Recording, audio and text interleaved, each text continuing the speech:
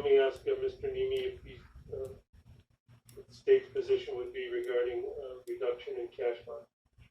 Sure. Well, Your Honor, this is a sixth offense, mandatory minimum prison, plus resisting, failed to stop the officer. He's already out on a felony bond out of Oneida. Situation where I don't know that we have a blood test back yet, but we have a person who, in all likelihood, is going to prison here. So I think whatever cash is out there should stay.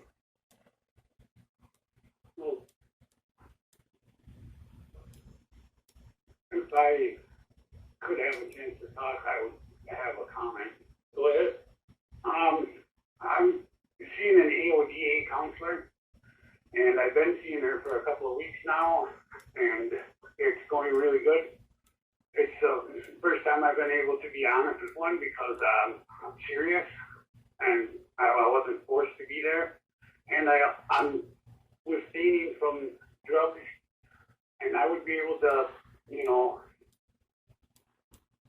produce a urine sample or whatever it takes to continue working throughout this process. Well,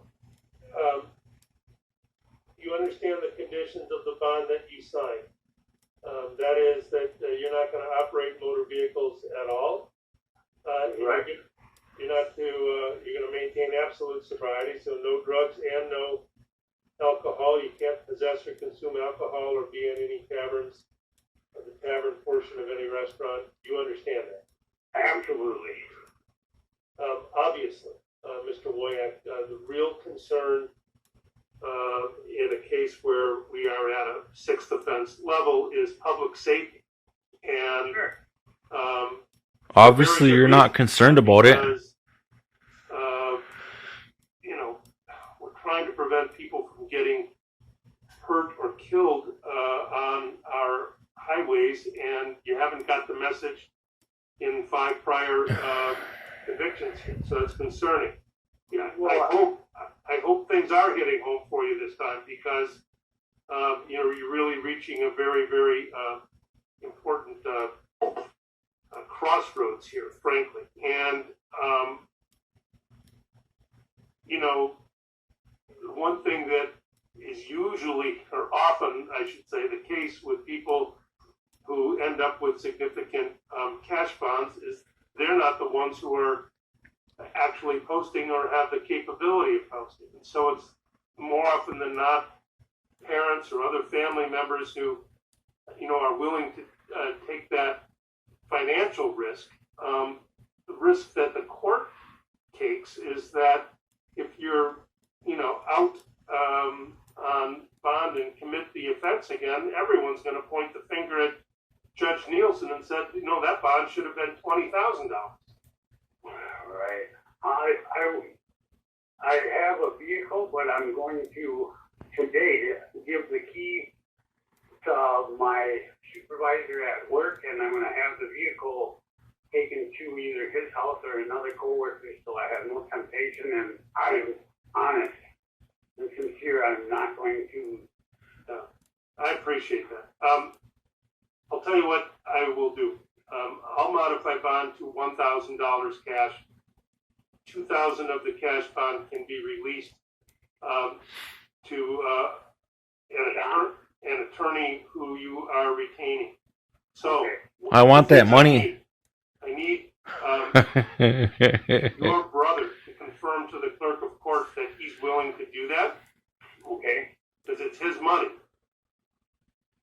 Okay. And if we have that confirmation, then ultimately I need to know who the attorney is you're retaining, and I'll direct the clerk to apply $2,000 of the cash bond directly to the attorney. I'm not going to release it and not have it go, towards what you say you need it for. Understood. I'm grateful. Okay. That. And when we do that, then we'll do the modified bond. Okay? Okay. So, let let me adjourn your initial appearance here to Monday, the 4th of January, which will give you some time to get this accomplished and hire a lawyer. We'll set your matter for 9:15 in the morning. Okay. On Monday, January 4th. Okay. Thank you. All right.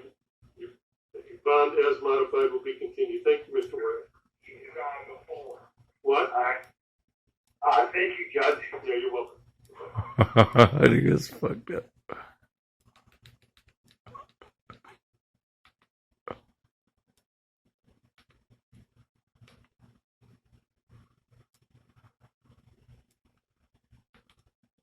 Which will give you some time to go towards what you say you need it for. Understood. I'm grateful. Okay. That's bad. And when we do that, then we'll do the modified bond. Okay? Okay. So, let me adjourn your initial appearance here to Monday, the 4th of January, which will give you some time to get this accomplished and hire a lawyer. We'll set your matter for 9:15 in the morning. Okay. On Monday, January 4th. Okay. Thank you. All right. Your bond as modified will be continued. Thank you, Mr. Ware. He's on the floor. What? Thank you, Judge. Yeah, you're welcome.